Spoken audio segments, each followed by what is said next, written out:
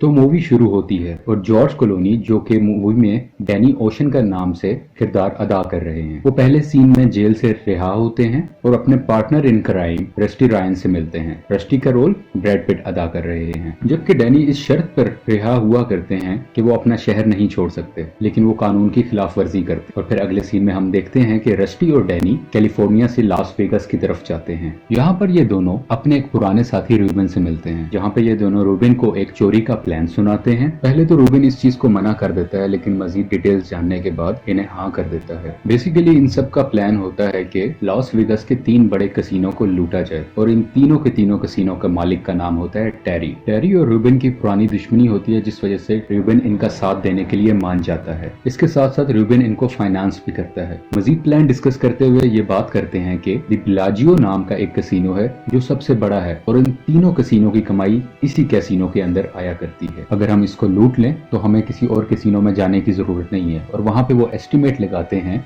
160 million US dollars. अगले scene में हम देखते हैं कि डैनी और रस्टी अपनी एक टीम बनाते हैं, जिसमें मुख्तलिफ स्पेशलिटी के लोगों को ऐड किया जाता है। कोई सिक्योरिटी का माहिर है, कोई कैसीनो मैनेजमेंट बहुत बेहतर तरीके से जानता है, और कोई बहुत अच्छे तरीके से एक्सप्लोजिव का काम जानता है। तमाम टीम के मेंबर्स बहुत ज्यादा तैयारी करते हैं। वो नजर रखते हैं कि बिलाजियो कैसीनो के बाहर कितनी सिक्योरिटी है, कितने लोग हैं, कौन आता जाता है, कब स्टाफ की शिफ्टिंग होती है, और बहुत से मामलात पर ये नजर रखते हैं। और इसके साथ साथ बिलाजियो कैसीनो में जो सिक्योरिटी वॉल्ट होता है, ये लोग उसकी सेम कॉपी बनाते हैं ताकि उसको तोड़ सकें और उसके सिक्योरिटी सिस्टम को चेक कर सकें, ताकि जब असल में चोरी करने जाएं तो इन्हें कोई प्रॉब्लम पेश ना आए। यहाँ पे टेरी को पता चलता है कि उसकी एक्स वाइफ, जिसकी उससे डाइवोर्स हो चुकी है, वो डैनी ओशन की करंट गर्लफ्रेंड है। अब क्योंकि टेरी डैनी के बारे में जानता है, तो जिस दिन चोरी होनी होती है उस दिन डैनी खुलेआम कैसीनो में जाकर बैठ जाता है ताकि वो सबकी नजरों में आ जाए। और टेरी उसे देखते ही शक का शिकार हो जाता है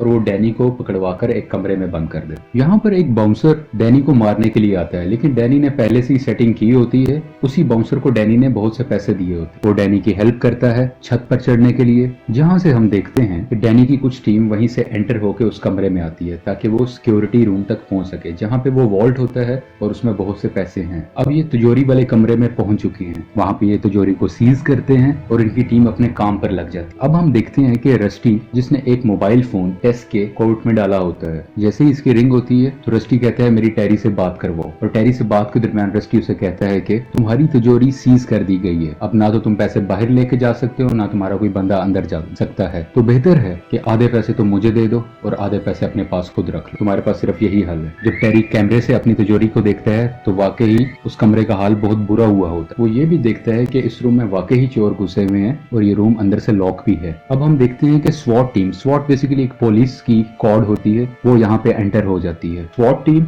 और अंदर तिजोरी के मौजूद लोगों में आपस में फायरिंग एक्सचेंज होती है, और यहाँ पे स्वॉट टीम एक जोर का धमाका करती है। और जैसे ही धमाका करती है तो अंदर जो कुछ बहुत पैसे होते हैं वो भी धमाके से जल जाते हैं, और थोड़ी देर में स्वॉट टीम वहां से निकल जाती है अपना जरूरी सामान लेकर। टेरी यहाँ पे बड़ा परेशान होता है और वो बार बार वीडियो की फुटेज देखता रहा, और उसे एकदम रियलाइज होता है कि उसने कुछ अरसा पहले तिजोरी वाले कमरे की जमीन पर बिलाजियो लिखवाया था, जो कि इस फुटेज में मौजूद नहीं है। अब ये क्या होता है, तो होता यूं है, डैनी की टीम के सिक्योरिटी एक्सपर्ट्स एक झूठी इमेज टेरी को दिखा रहे होते हैं, जो बेसिकली उनके ट्रेनिंग वाले कमरे की होती है, और यहाँ डैनी और उसकी टीम मुकम्मल तरीके से टेरी को बेवकूफ बना चुके होते। और अब हमें पता चलता है जो स्वॉट टीम थी वो कोई और नहीं बल्कि डैनी की ही टीम, और वो उन बैग्स में से अपना सामान नहीं बल्कि टेरी के बचे हुए पैसों को लेकर जाते, और वो सब उनके सामने से ही गुजर जाते हैं और किसी को शक नहीं हो पाता कि इन बैग्स में पैसे हैं या स्वॉट टीम के अपने वेपन्स और सामान। अब हम देखते हैं कि डैनी ओशंस अभी भी उसी कमरे में लॉक होता है उस बाउंसर के, जहाँ पे टेरी ने उसे बंद करवाया होता है। टेरी को मुकम्मल भरोसा होता है कि इस सारी चीज के पीछे डैनी का हाथ है,